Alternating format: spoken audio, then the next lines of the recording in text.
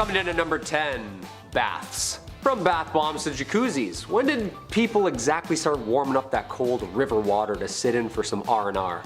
Well, apparently the Romans were the first to think about warming her up. I don't really know if they had it in mind that warm water works better and faster to clean and rid of microparticles and had more of a oh mentality, but one way or another they did it. Were they really ahead of their time though? The first bathhouses have been discovered in Rome approximately being built somewhere in the 2nd century BC, the first of its kind, from a river of cold water to the abundance of over 500 steaming prominent bathhouses. You could pamper yourself head to toe for a small price, small enough so that even the poorest could bathe. That's a lot of small business owners. Hottest water in town, step right up, step right up. The Romans came up with an idea to build a spa house thing which could be flooded and heated by the floor beneath it. With a giant fireplace inside the spa, it was lit by hand and blown through the vents under the floor. Damn, they were smart, huh? Hot and steamy and good for the body. And clean. Well, cleaner. The bathhouse was a technology of its own, and it seemed like humanity was headed in the right direction. No, they were not. Number 9. Teeth. Invented in 1488 by Sir Robert Tooth. Okay, I'm joking. No. Teeth were never officially invented, but what we did for them and how we cared for them had people scratching their heads for the last millennia. We've all had a toothache at some point in our lives, so they must have had them back then. In fact, oral hygiene was utterly disgusting. I didn't brush my teeth after my coffee and I can already feel it. Ew. People's teeth were so bad throughout history that dentists were actually training and teaching each other what to do about the huge toothworm problem. That's right. Imagine worms growing inside your teeth. Well, due to the swelling and pressure, people thought there were actual bugs or evil spirits living within their sore tooth, serving them extreme pain. Nope, just an infection. You need a root canal. Oh, and actual worms and bugs living in the tooth. Yeah, you see this gray area right here? That's a ladybug, right? It's medieval England and things were pretty medieval.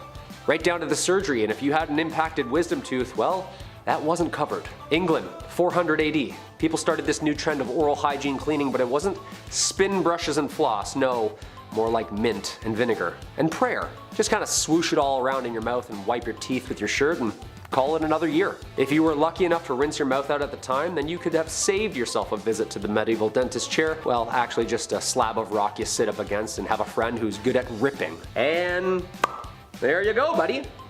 Hey, wake up. The infection alone from the dirty tools going into your mouth is making me itchy. I feel like my breath stinks more now after I've read this topic. Anybody have any gum? Number 8.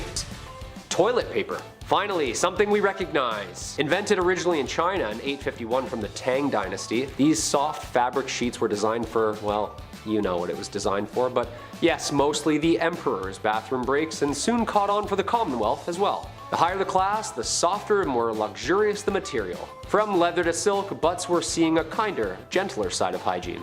2-ply bark versus 4-ply silk. The use of toilet paper throughout Europe is a messy one. Again, wipers and hay and stuff like that. It wasn't until the toilet paper rule created by Joseph Gaiety in 1857 that this hygiene method would solidify and stay for keeps. The classic under versus over is the tale as old as time. You ever want to get into a quick argument at someone's house? Just peek in the loo, see if they're rocking beard or mullet. It's the simplest way to have a know-it-all show you the patent and tell you how to wipe your own Charmin. Number 7. Wiping. Do as the Romans did. It's thought that these people thought of literally everything before us. Oh yeah? How about pogo sticks? Think of that? Huh? Pogoinitis? No, you didn't. Look that up, did they? Over the years I've had some pretty jobs, but nothing as as this one. Literally. Sire, would you like fronteth to backeth or backeth to fronteth today, sire? That's right, there was a job for that. People had to have had started wiping at some point, right? But who exactly and when? The groom of the stool. Chief gentlewoman of the privy chamber. Call it whatever you like, we know what they did. So what exactly did they wipe with? Well, usually hay, sticks, fur, or even seashells. Every single one of those sounds itchy and terrible. I know what Charmin can do sometimes, and I can't imagine what a piece of oak could have done back then. Was there splinter taker-outers as well? I can't help but feel, although how painful and stinky it was, I'm sure there was at least one shared laugh, a little quality time spent with some royalty to say the least. Although this career is speculated, both King Charles I and King James I had them, so unless they decided they wanted to do that after them, someone must have continued doing it. I hope for a pretty penny at least. Those waste management dudes have pretty good benefits. Filing your taxes looking for a job description? Yes, here it is, wiper. Number 6, urine. Okay, is this just gonna be disgusting the entire time? Well, the answer is yes. History's pretty disgusting. Okay, this one is weird because right when we think we figured it all out, something jarring happens, like a jar of piss, and all the health benefits it had throughout history. I'm sorry, what? Well, at least they thought it did. In ancient Rome, not only was this liquid gold sold for, well, gold, it was often traded as a prominent good, sold for its multitude of healing purposes. You see, people have been using urine for thousands of years. That's right, this destructive, toxic bodily fluid could be repurposed, salvaged into many different topicals and treatments. From hair loss to your daily skincare routine, it was not only great for staining and softening leather made for shoes and clothes, it was a natural teeth whitener and antiseptic. That's right, from ancient Rome to as late as the 20th century, people have been tinkering and tailoring with their pee. Egyptians did it, Greeks did it. Urine is the body's natural antiseptic and was soon turning septic. Like the science behind this alone is what your buddy tells you, you know what I mean? Oh, rolled ankle? Yeah, just piss on it. Got ghosts? Just pee on it. The ailment for all your needs. Disgusting. Number 5, the Great Stink. The what? Oh, no, yeah, I read that right.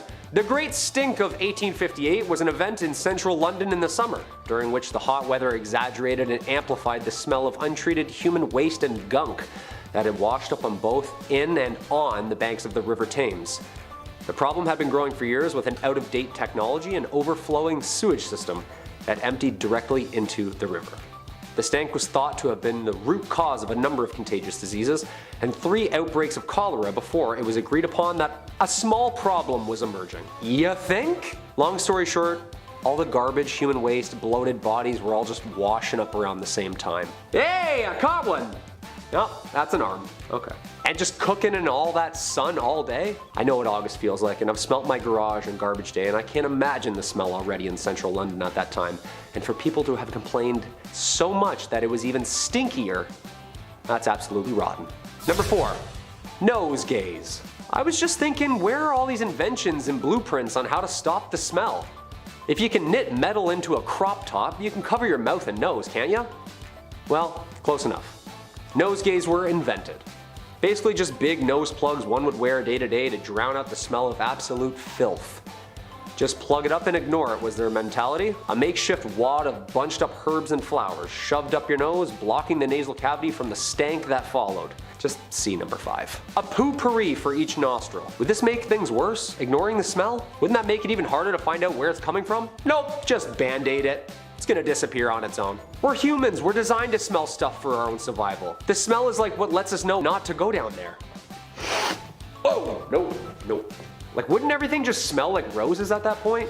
These people were trying to avoid the stinky streets because that actually meant that's where the infection and disease was actually hanging out.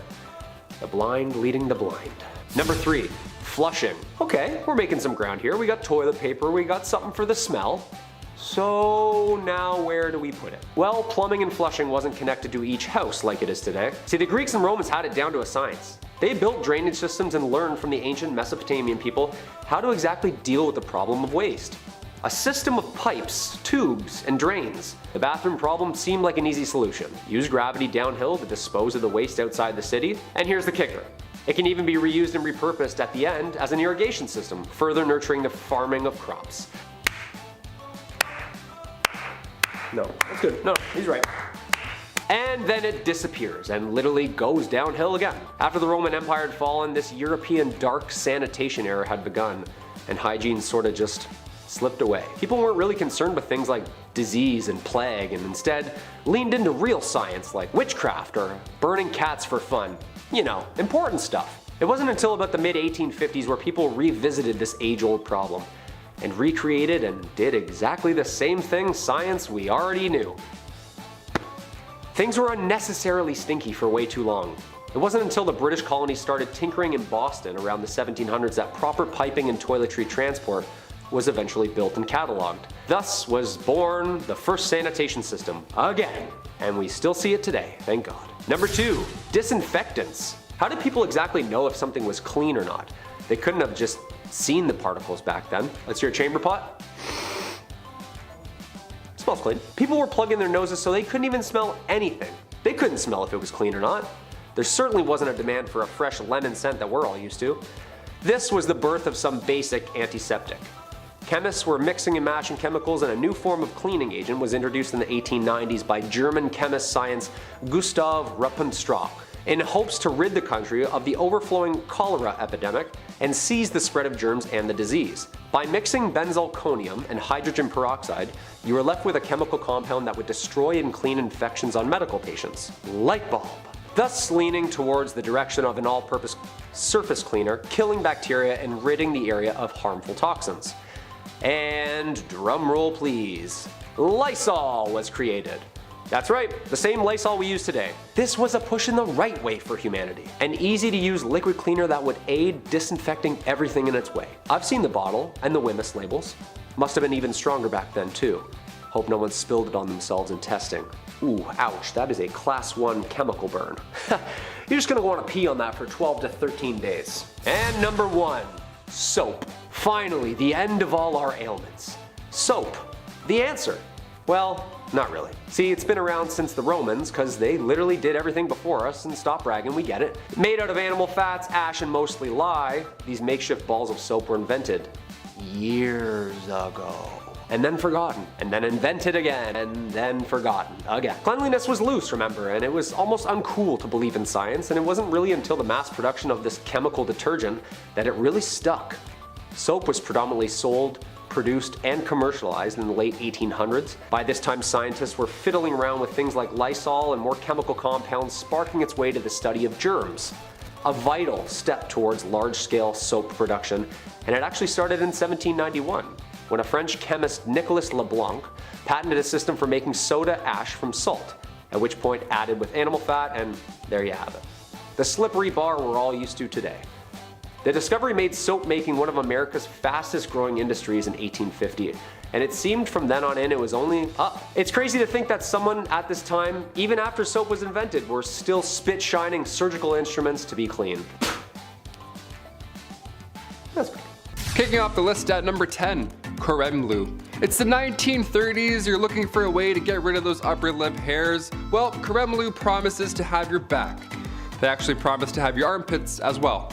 Yeah, armpit hair and upper lip hair. Gone. For good, you say? Wow, that sounds absolutely lovely. Just don't read the fine print. Don't flip it and zoom in. Don't zoom in. This cream was applied to the upper lip, but side effects caused hair loss all over your body. And sometimes users would suffer from paralysis. It was on the market for $10, which back in the 1930s, that's a lot. Like for hair removal cream, that's a lot. Those are like Beats headphones? What is this? The Journal of the American Medical Association called this product out as viciously dangerous. Rightfully so, and those who suffered from those harsh side effects collectively sued the company into bankruptcy come 1932. The silent killer here in the cream was thallium, commonly used as rat poison. That ought to do it. Number 9, ancient birth control. Although birth control today is easier than in ancient times, it's still a chore. It's routine, it's something you have to keep track of daily, and things go wrong if you don't and lose track. There's a plethora of side effects. You have to take fake ones just so your body, your hormones are all over the place. You can get cancer from these, you can get blood clots potentially.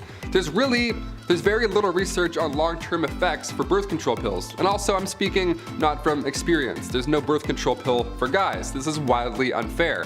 I have the most respect. These pills mess you up. My friends will tell me their side effects, and I can't believe it.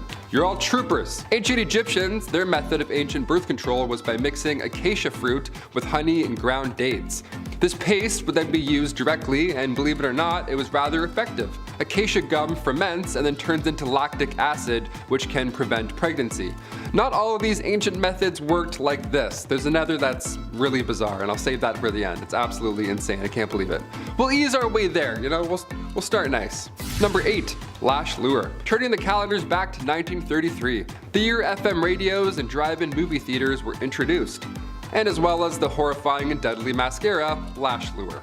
This 1930s cosmetic contained a chemical p-phenylenediamine. That's how you know it's bad, when you can't even pronounce the thing. This mascara left blisters all over your face, your eyelids, the whole thing. It was really bad.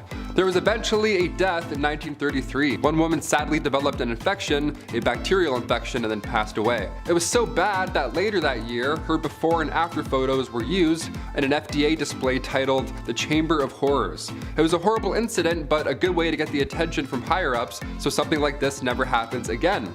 Lash Lure was then the first product in history that was removed from stores entirely, so it worked. We're in the middle of something kind of similar now, I think. Cigarette packages have those horrible side effects to smoking right there on the packaging. The girl with the face. Could we see the day smoking is outlawed? I don't know, I feel like we're close. It's caused quite a few more deaths than Lash Lure, that's all I'm saying.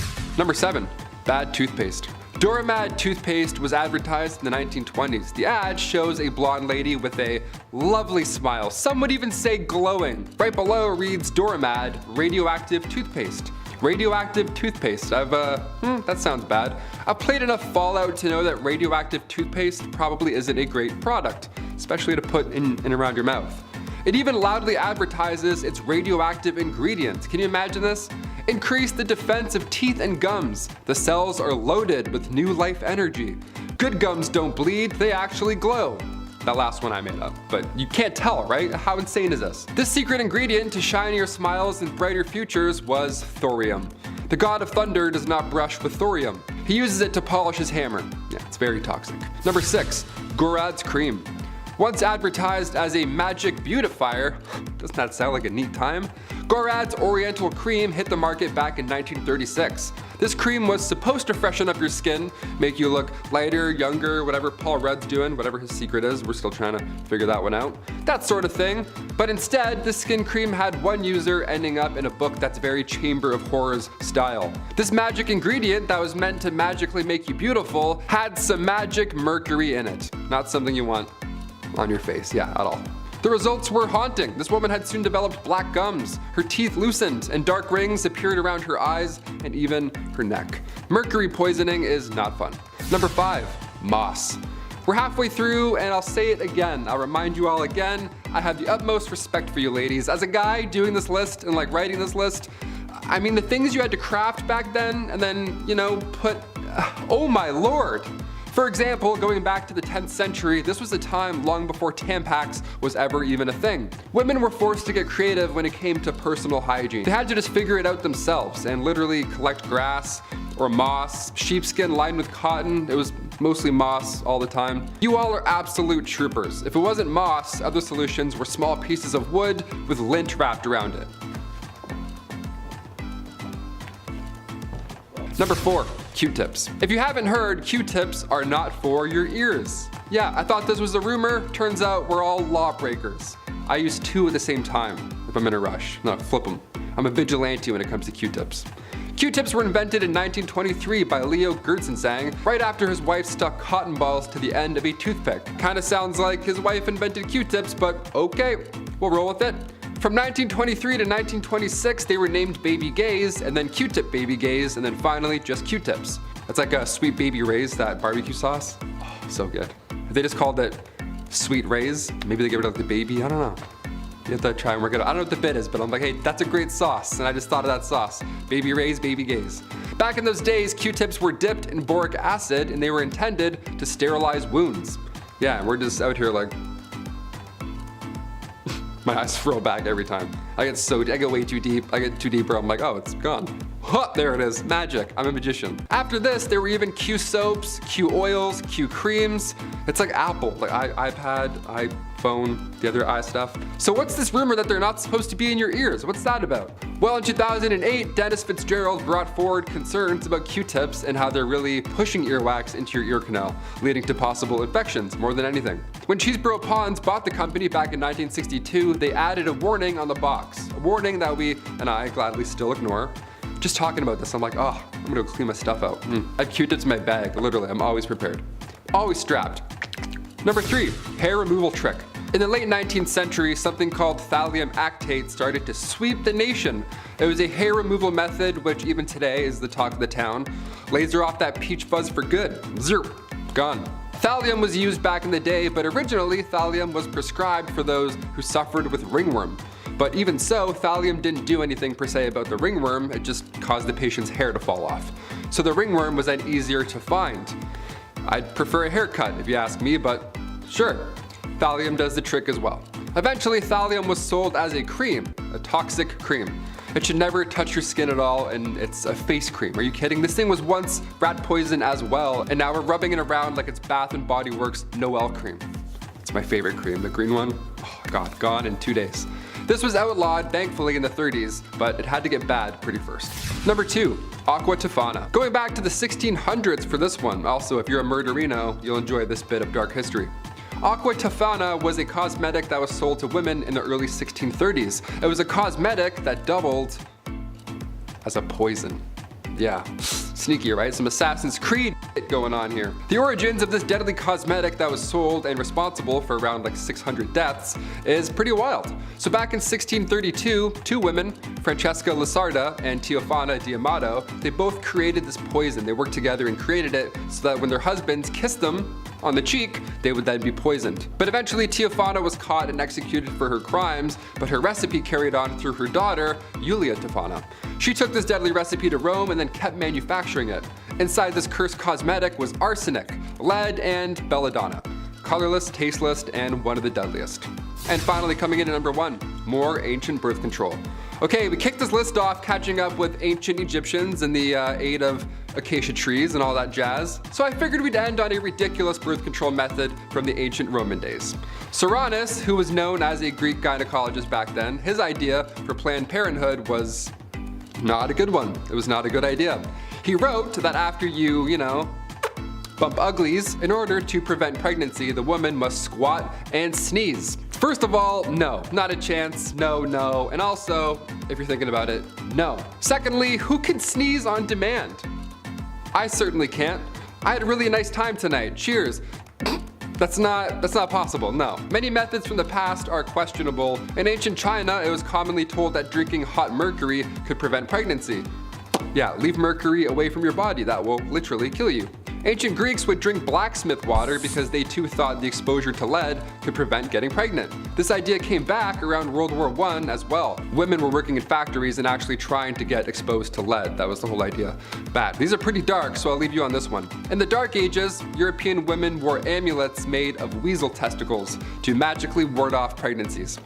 Poor weasels. Black magic is the worst, isn't it? Number 10, nail biter. There's a short amount of time on the clock. The scores are tied and your favorite team's player steps up to the pitch, plate, or wherever they need to be. Beer sweats begin to drip down your face onto a jersey that should have been thrown out 2 playoffs ago. The nachos and chicken wings that were once plentiful on your coffee table now lay barren with emptiness. This is what most sports fans would call a nail biter. But all Super Bowl predictions aside, is not what I'm talking about. I'm talking about in ye olde times, trimming their nails. How else but with the set of pearl chompers the Lord hath given you. That's just how people did it. Yes, that's right, they bit their nails off. Which even today is kinda gross. You gotta use the old noggin for a minute and think about how clean people's hands were. No running water, no modern toilet paper. Ooh, stinky. That is not a win-win situation. That's actually a lose-lose situation. Don't do that. That's gross. Number 9, face off. Alright, so it's the 1900s, and technology has gotten good since the 1800s.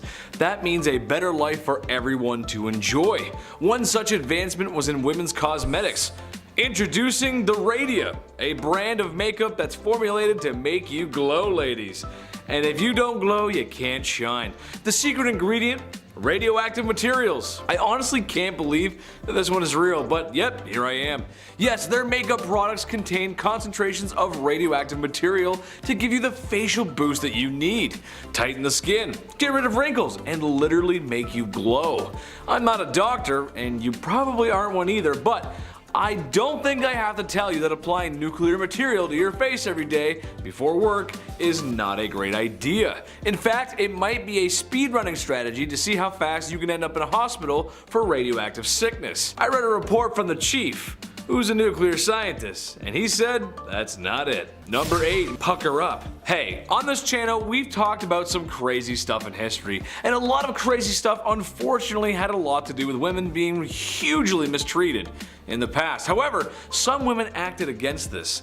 I'd give specific reasons for wanting to get back at the patriarchy, but I'd be here all day. One woman came up with a devious plan, a way to remove the stinky men from her life and to get away with it too. Introducing Aqua Tofana. It was an odorless, colorless poison that was slow acting and would resemble side effects of a sickness, or at least a common sickness at the time. It was marketed as a cosmetic. Women could wear this on their cheek, and when the big hunk of a man came in for a kiss, well, it was probably one of the last things he would ever do. The main ingredients were arsenic and nightshade, which, if you didn't know, is very poisonous. Next time you forget to take the trash out at night, gentlemen, just take notice of when the wife wants to give you a kiss. It could be your last. Number 7. Mini brows. Back in ye olde times, pale skin was in, and so was dark eyebrows. How to achieve such a complexion? Well, bloodletting for the skin, but I've gone over that before. Something a little more heinous was committed to make ladies' eyebrows look luscious. Mice, a lady's best friend, right? Yeah. Besides some French rouge and ivory teeth, a common beauty practice was to have mouse furs as eyebrows. This is just wrong on so many levels. Mice are just gross as it is on a regular basis without them being on your face. But my question is, was there like a mouse hunter, or was there a mouse farm? Or was the buddy just scooping up mice out of the gutters and skinning them, and then, here you go, your highness, here's some fresh mice skins. Ooh, yuck, man, no. Number 6, boots with the fur. Most of you probably love a good pair of apple-bottom jeans and some boots with the fur. But for our Silver Fox audience, they may remember a pair of denim that was more sinister. Bell-bottom jeans. Yes, that's right. These pants were wild to say the least. While its origins may be rooted in the Navy and sailors, their rise to fame was during the 60s and the white powder-fueled 70s. Remember disco? I know, right? High platform shoes, bell-bottoms, and leisure suits. Although I can't lie, I feel like I'd look pretty good in a leisure suit. Just saying, I don't know. This is just one of those beauty trends that we thought looked good, but in reality looked really strange. I'm sure that'll never happen again though.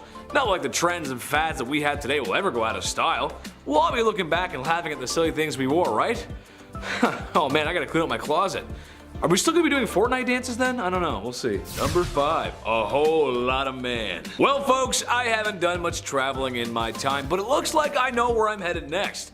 To the body tribes of Ethiopia, where, ladies and gentlemen, it's men of my proportions that are most attractive. The men of the Bodhi tribe participate in beauty pageants of sorts, where the winner is declared a hero, and every girl in the village wants to be with the rotund hero. The men isolate themselves away for months at a time with no physical activity. Honestly, for a World of Warcraft player, isn't that hard? Where the men consume a diet that's high in fat to, well, make them fat. What's on the menu? I'm so glad you asked. Well, since the Bodhi tribe has such a great grasp on agriculture, the men drink cow's milk mixed with blood. Yeah, I'm not sure about that one. After enough consuming of the milkshake from hell, the men's stomachs get fat, and the gawking commences. I'm more than just a cut of meat, ladies.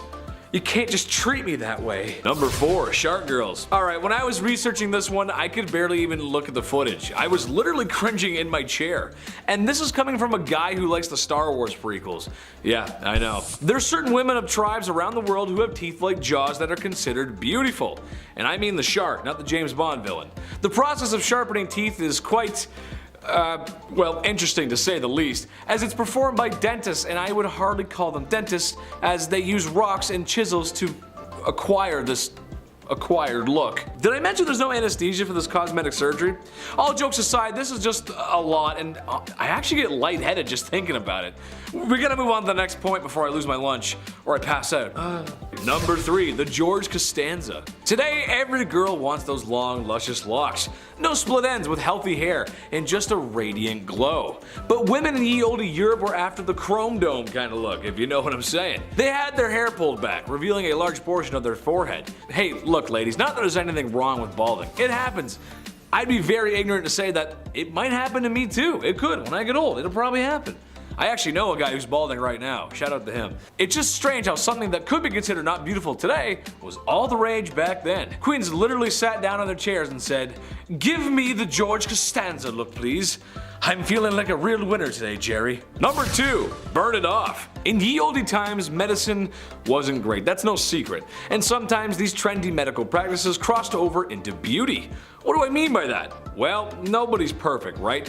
We've all got bumps, bruises, blemishes, zits, pimples, scars, moles, spots, freckles, skin tags, eye bags, boils, bunions, warts, dark spots, and some emotional damage that a therapist or a bottle of vodka could not fix. However, when people in the olde times needed to remove any of the list I just mentioned, besides the internal suffering that is chronic depression and anxiety, they use hot pokers. No, that's not medicine, but rather the same kind of hot poker that you put in a fire. They were used to burn whatever it was that, well, needed to be burned off. Yes, burned off. While still a medical practice, imagine how beautiful you would feel after your least favorite spot got burned off in excruciating pain and probably causing an infection. Are you ready? Here it comes. I'm gonna do it twice in this list, but I'll let you guys finish it. Are you ready? I spoke to the chief and he said, it's not it! There you go. Ah, you said it. Let's go. Number 1, glowing teeth. Teeth are important, and this is a reminder that you should go to the dentist. Stop putting it off, seriously. Healthy mouth is gorgeous for everyone. So that's why you'd want to use Doramand, a radioactive toothpaste. A what? Yes, a radioactive toothpaste. Coming full circle with the radiation today. This stuff was what it said on the box. And this one literally did say it on the box. It was radioactive toothpaste. Like that was something to brag about or something. I don't need to tell you why that's wrong or unhealthy. You may as well just sit in a room and leave an x-ray machine on all day at that rate. Only minty fresh toothpaste for me, please. Number 10, no lice. You know in elementary school when they would check everyone for lice and one poor sucker had to get their head shaved and walk around as that bald kid for like a month and would probably get bullied? Well, that ain't gonna happen back in ancient Egypt because everyone shaved their heads to avoid lice back then, and priests would shave their whole bodies just like Michael Phelps. Instead of having actual hair of their own, they would wear wigs. Wigs sometimes made of human hair. That honestly was a lot better in that harsh desert sun. Lice and other little pests like that, like fleas, were not wanted. And yeah, they still aren't, but it led to some honestly interesting solutions. For example, a warm potion of date meal and water was believed to drive away fleas and lice. They would use cat's fat to keep away mice, I made a rhyme, and one that probably actually did something was when they used a solution of natron, water, and salt in their humble abodes to eliminate and repel fleas. Number 9, ancient sunscreen. As soon as summer comes around, game over. I burn so easily. That's why I'm a fan of winter. I don't have to keep applying sunscreen to my face all day, all night, and feel like I'm about to faint, obviously. Canada gets quite hot. But how did Egyptians beat the heat in ancient times? What was their trick? They didn't have banana breeze, SPF 90, whatever the hell it is. Ancient Egyptians valued their skin as a symbol of beauty, right? You think your morning skincare routine requires a lot of work? Think again, Laura. Their routine was written on tomb walls and scrolls. Rice bran containing UV absorbing gamma oryzanol was used to block the sun off. Yeah, it was that hard. Jasmine as well helped repair sun damage, and ancient Greeks as well. They used olive oil as sunscreen as well as ancient Egyptians, which as far as UV protection goes, it did absolutely nothing. You'd be burnt and extremely dehydrated, but also you'd have some nice tan lines and you wouldn't be as pale as me, so it wasn't all bad. Number 8, the finest of cosmetics. The cosmetics of ancient Egypt were not just for looking good, they were for feeling good too. Like on the inside. Now, as such, those professionals who made the stuff took it pretty seriously. Not just because of a passion for the art, but also because they'd be judged pretty damn harshly if they did a bad job. If they sucked, it would mean having the whole neighborhood give you a bad reputation. And in the cosmetics business, just like show business, it's all about that reputation. It would also mean some harsh judgment from the big boys upstairs, meaning the gods when you met the afterlife. So yeah, they wanted to do a good job, and to meet that end they would try and use the finest of ingredients, as they should when people have to put this stuff on their skins and right next to their eyes and stuff. Number 7, deodorant. Before the Old Spice guy was born, what did people even do to smell good? What happened? Deodorant was actually first introduced to the public back in the late 1800s. It was called Mum. It was a cream that used zinc oxide. It was stored in a metal container, nothing like Speed Stick at all. It wasn't discreet or anything. It was bad. But ancient Egyptians, even worse. They had to use ostrich eggs when it came to smelling good in the pits. They made perfumes as well and were among the first to use any type of deodorant, so that's a pretty good start. Thank you so much, ancient Egyptians.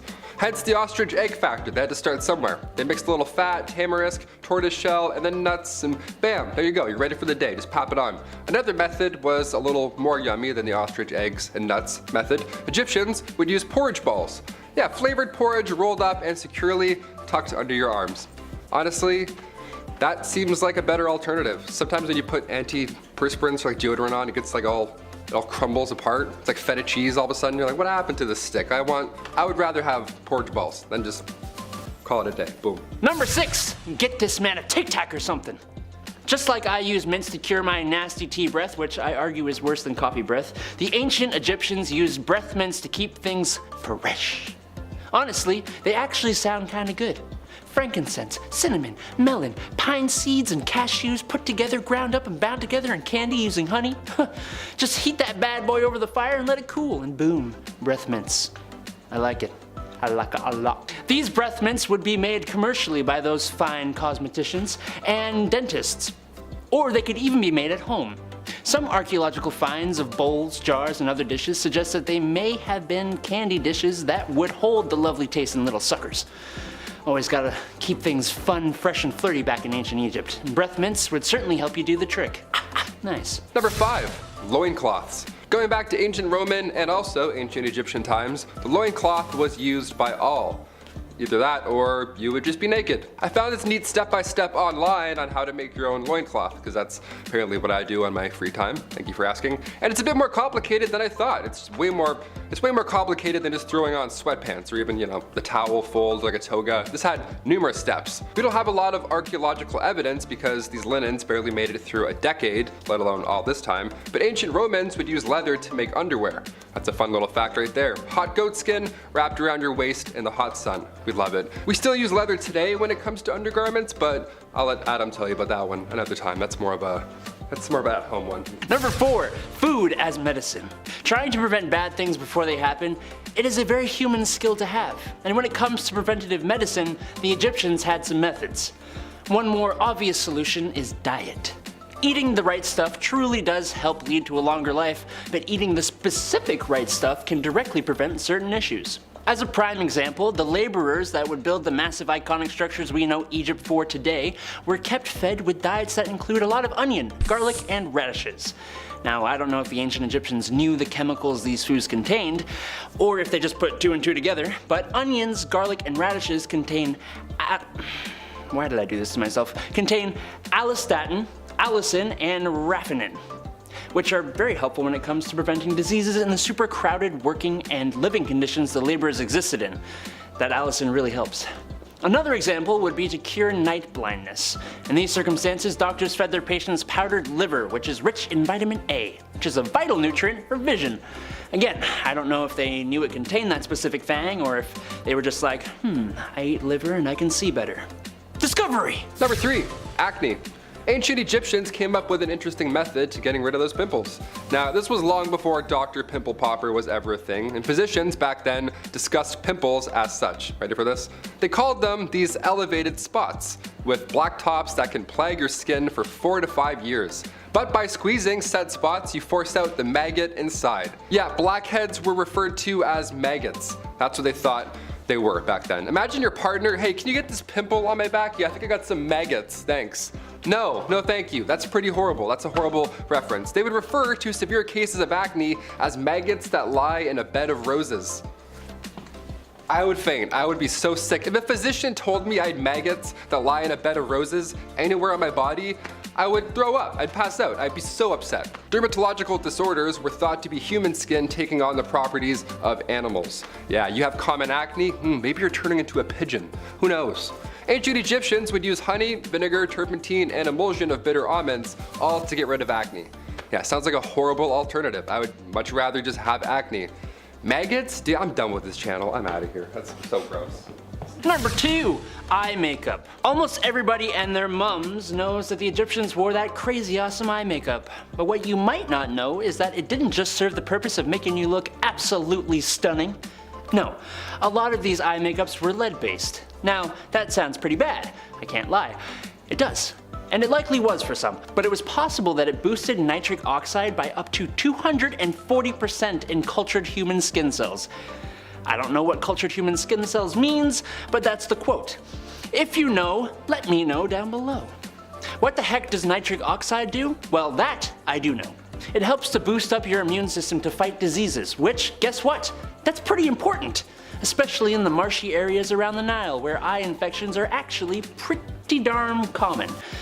What's cool is that research suggests the Egyptians actually knew that and specifically synthesized the makeup for this purpose. Huh, neat. Finally, number 1, mummification. Back in the day, mummification was common, and even today we're finding more mummies. Like literally last month we just unraveled 6 more. It's crazy. We're uncovering more ancient history, which is great, but how exactly was this process done?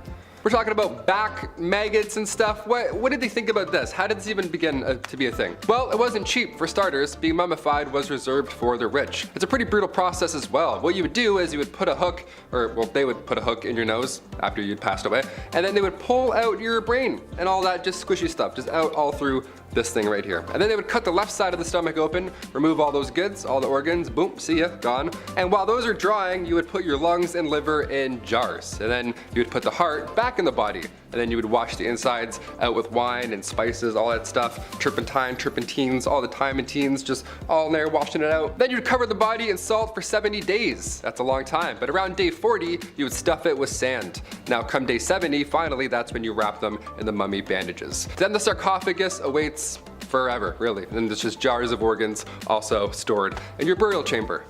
Now we don't do it. It's not as fun anymore. We don't put our organs in jars. We don't stuff anyone with sand. We should. You know what? We should bring back mummies. Let's just do it. I think it's time. Yeah. Kicking off the list at number 10.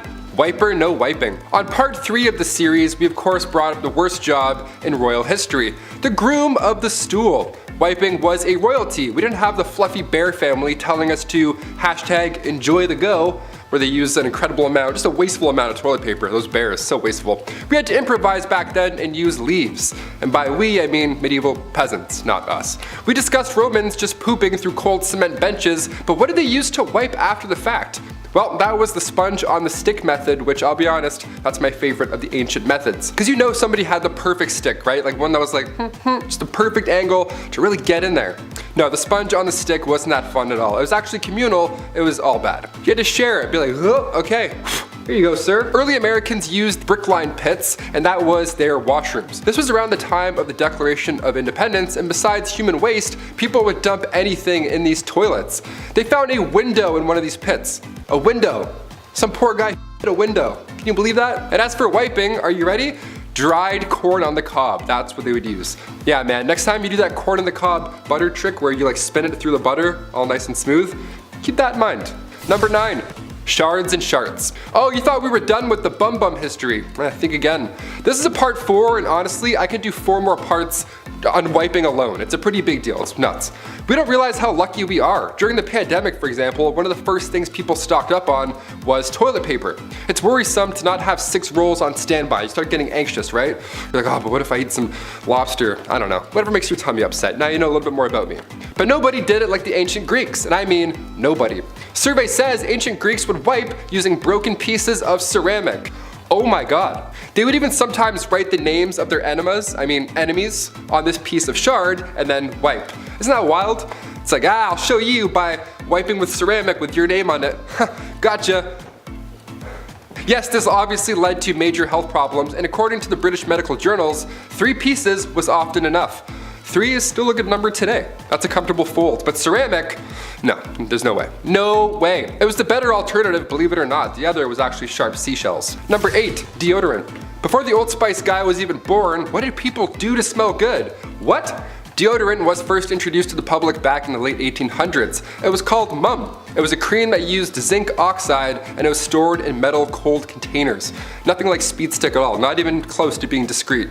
You can't put this stuff on the bus. They're gonna go, what's that guy doing with that jar of goop? Ancient Egyptians used ostrich eggs when it came to ancient deodorant. They made perfumes and were amongst the first to try any type of deodorant. So, thank you. Thank you. Hence the ostrich egg factor. Mixing a little fat, tamarisk, tortoise shells, nuts, and then bam, you're ready for the day. Another method was a little more yummy than ostrich eggs and nuts. Egyptians would also use porridge balls. Flavored porridge rolled up and then safely secured in your little apple pitter fritters right there. Just don't wave at anybody or else you'll... There you go. Number 7, just pull it. We've talked about brushing your teeth with urine, we've talked about using horsehair for dental floss, but can it get even more bizarre when it comes to oral cleanliness? Yes. We still do this method today. If a tooth is beyond repair or it's causing an infection in your jaw, yeah, just pull that sucker out. See ya. Sometimes it's the only option. Sometimes. Back in the day though, this was the best and only method. Sore tooth, maybe a cavity, something's not feeling right, maybe your gums are just hurting, maybe you bit down on a bone, no problem. Pull it. No matter what the case is, just yank it out.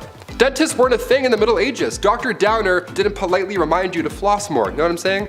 But they did have a barber, the fastest dentist in the game. Barbers are responsible for obviously cutting hair, but they too would pull teeth and they would bloodlet. This guy must have been in the weeds every single day. He was so busy. Yeah, just a little off the top, maybe a little bit of blood at this, a couple of molars too, classic 3-in-1 appointment, you're good, debit. If you walked into the barber shop and you were bald, he already knew what was up. He was like, all right, I'm gonna start warming up the arm here. And if you think that's weird, well, let's go a little bit more recent for this one. Number 6, doormat toothpaste. We've mentioned some horrible lipsticks and face powders, so we need to mention this disaster of a brand. Moving past the days where your barber pulls out the problem in the 1940s, we had toothpaste. Yes, we had it. This is good. In fact, we had the most powerful toothpaste ever to this day. It was called Doormat. Okay, yeah, so back in the 40s, people were brushing with radiation. Even on the actual tube, it says, radioactive ingredients increase the defense of teeth and gums.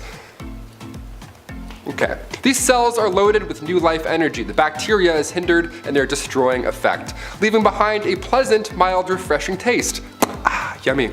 Its radioactivity was low in comparison, but the fact that this existed once, not too long ago, is just wild to me. Good gums don't bleed, they actually glow. What would their slogan be today? Doormat, accelerate your breath. Number 5.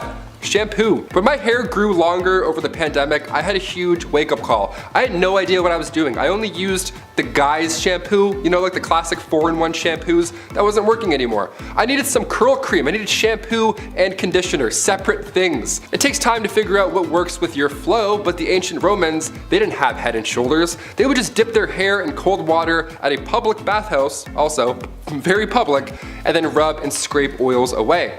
Lime wire was also used to wash your hair back then, but that was horrible. It's just as useful as lime wire. Sometimes Europeans wouldn't even use water at all. They would just rub their head with bran before bed and then brush it out with a comb in the morning. Yeah, bran. I used dog shampoo once by accident. Honestly guys, I'm not gonna lie. There's something they're not telling us. It was too nice. Number 4, Aqua Tofana. Not to be confused with Aquafina, which is also pretty horrible. Aqua Tofana was hot in the 17th century. This was a straight up poison that was marketed as a cosmetic. This was during the late 1600s and it was first used by 2 women, Francesca Lasarda and Teofania di Amato. They used this cosmetic, this makeup, so that when their husbands kissed them on the cheek, they would then be poisoned. It's named after its creator, a lady named Tofania, who was caught and executed for her crimes, but her recipe carried on through who we believe was her daughter, Julia Tofana. She took this deadly recipe all the way to Rome and then kept manufacturing it. Inside this cursed cosmetic was arsenic, lead, and perhaps belladonna. It was colorless, tasteless, and one of the deadliest. This cosmetic took over 600 lives. Brutal. Number 3, baldness. So what if you're going bald, but you don't have a massive 16th century stupid wig? Then what do? Well, back in those days, if your hair started to thin out or you were losing patches, you would need a mix of chicken droppings. Yeah, chicken mixed with potassium. Okay, this ancient advice comes from a man named Peter Levens. He wrote this method down in 1654 as an alternative to lice-infected wigs. Both sound absolutely horrible. Honestly, I think I'd rather the lice-infected wig. At least then you can just take it off. Number 2, Sailor's Delight. Life on the sea was all but a sea breeze, and even today, you know how hard it is to take a on a boat? Whale watching's fun and games until your stomach decides it's had enough of the sea and wants to go home. While it's a rockin' and rollin' way of using the loo, how did sailors do it back in the day, before anything helpful? Was it easier being far away from the general public? Was it helpful that water was all around the place? Honestly, not really. That's when a tow rag comes into play. Yeah, anytime the word rag is used, you're not in for a good time. Near the head of the ship where the toilet was, this little indent or whatever the toilet, it wasn't a toilet, it was a hole, there was a single rope with a rag, and when it wasn't being used, or shared rather, the rag would be tossed over the side of the ship so it would just dangle in the water and wash away all day, which is fine, I think. I'm not really sure. The sharing is caring thing I'm not on board for, pun intended. Do you fold, do you scrunch, or do you use barnacle rope? How do you do it, guys? Comment down below. Number 1, Q-tips. I love Q-tips a lot. I do 2 at the same time, and then I flip them, and then I do it again. Yeah, I get them twice. The first one for cleanliness, and the second one because it's for me, because I feel like it. Sue me. My eyes roll right back. It's the best. If COVID tests were done through your ear, I'd be getting tested twice a day just for fun. Q-tips, most of us know by now, weren't exactly made for cleaning your ears. As much as we only use them for that, Q-tips were invented in 1923 by a man named Leo Gergenzang after his wife stuck cotton balls to the end of a toothpick. Sounds a lot like she invented Q-tips, but sure, we'll roll with it. From 1923 to 1926, they were named Baby Gays, and then Q-tip Baby Gays, and then finally just Q-tips. Baby Ray's is like, too close. Sweet Baby Ray's is like way too close. Our sauce is not even close to that product. Back in those days, Q-tips were actually dipped in boric acid first before being shipped out. They were intended to sterilize wounds. After this, there was even Q soaps, Q oils, Q creams, Q cards, whatever, you name it. Anything that made you a QT. So what's this rumor that they're not supposed to be used in your ears? Like, sorry, what? What's that all about? Is that real? Well, in 2008, otologist Dennis Fitzgerald brought forward concerns about Q-tips and how they're really pushing earwax further into your ear canal, leading to possible infections. When Chesbrough Ponds bought the company in 1962, they added the warning on the box, a warning we all gladly will still ignore, like I said at the beginning. I take one look at my earbuds and I'm like, yeah, I need 4 Q-tips right away. I need Q-tips yesterday. Guys, that was a part 4. Those were some crazy hygiene products used in history. I think a part 5 is doable. Comment down below if you want some more fun, gross facts, and I'll return probably with the same beanie and do the rest. You guys have been great. We'll see you next time on Bumblebee. I'm Taylor McWaters. Peace. When Cheese Bro, they're like, hey, what's up? So what's this rumor that they're not, oh sorry, we're flying.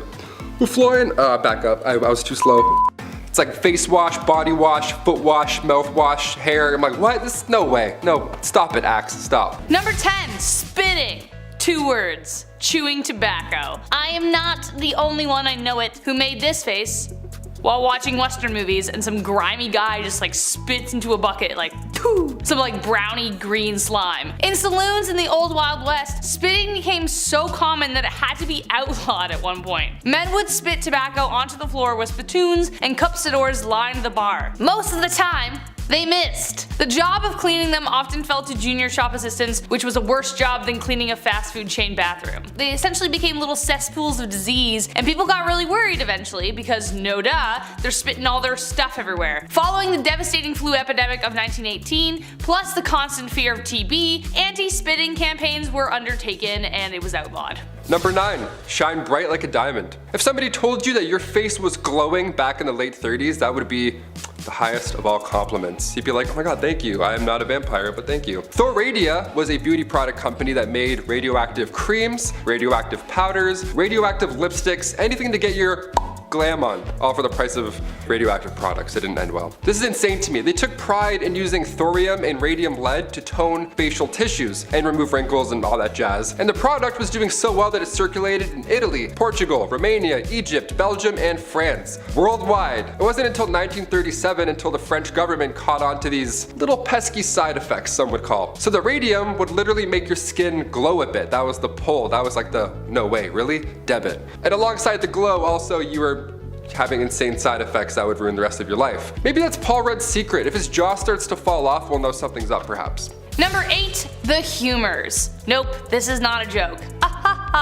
Though it sounds like it. Ever heard the phrase to be in good humor? Well, it goes back to this. I mean, probably. I actually don't know, but it sounds like the two are connected. The 4 humors were the basis of medical treatment in medieval times. The idea was introduced by Hippocrates all the way back in ancient Greece, which combined ancient science, naturalistic knowledge, and philosophy. The 4 humors were blood, yellow bile, black bile, and phlegm. They were organized to represent the 4 elements, the 4 qualities of cold, hot, moist, and dry, as well as the 4 seasons and planets. If something was wrong with you, then it was because one of the humors was out of whack. If you were depressed, something was wrong with your black bile, for instance. Do I know what black bile is? No, I don't want to ever know. Are you too hot? Well, bloodletting will be the solution for that. The factors controlling your humoral makeup involved sex, age, temperament, and many more. Bloodletting was the most popular way of balancing the humors, and it was assumed to have a relationship with most diseases, from smallpox to pseudoscientific hysteria. What, you horny? Let's bloodlet ya.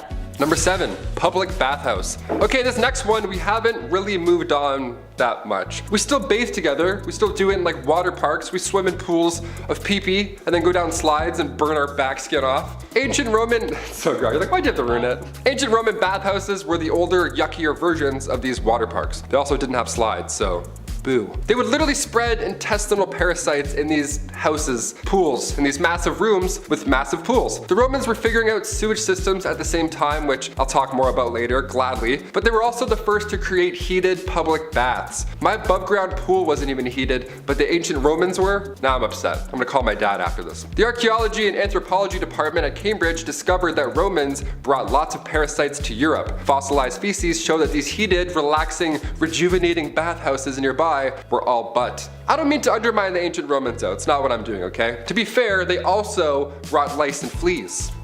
Number 6, no hand washing.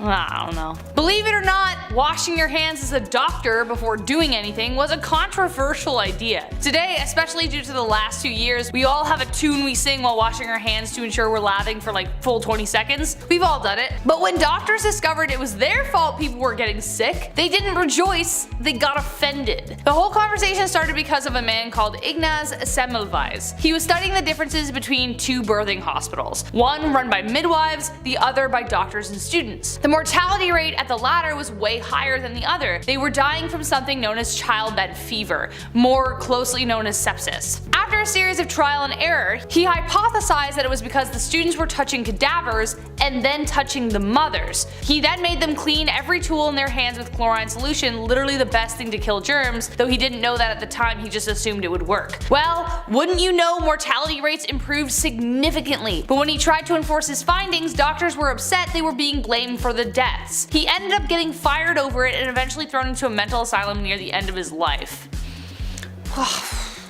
Considering what we know now, that's rough. Number 5. Dark dental days. Dental health is important. We have the charcoal toothpaste trend that I myself even hopped onto recently. But why are we even doing it? Do we know? Other than it's on TikTok? Well, it helps remove stains, but aside from that, there's no hard evidence that this is the next best brushing method. We do it because it's popular. It feels like we're missing out on something. Well, Queen Elizabeth I apparently had a pretty strong desire for a Mars bar too, but back in the day, they didn't have TikTok. Brushing wasn't cool, nor was it perfected in any sense. The Queen's teeth became riddled with cavities. Her teeth straight up began to rot, and subsequently turned black. But seeing as she's the literal queen, people wanted to be just like her in any way. She started a short-lived trend where women blacken their teeth on purpose just so they would appear rich enough to afford sugar. That's wild. That's like me walking around in a neck brace being like, oh yeah, I crashed my Lamborghini. I totally have one of those. Number 4, arsenic. I think they were confusing this chemical with Accutane, which is a chemical we use today to treat acne, but for a while, arsenic wafers were used.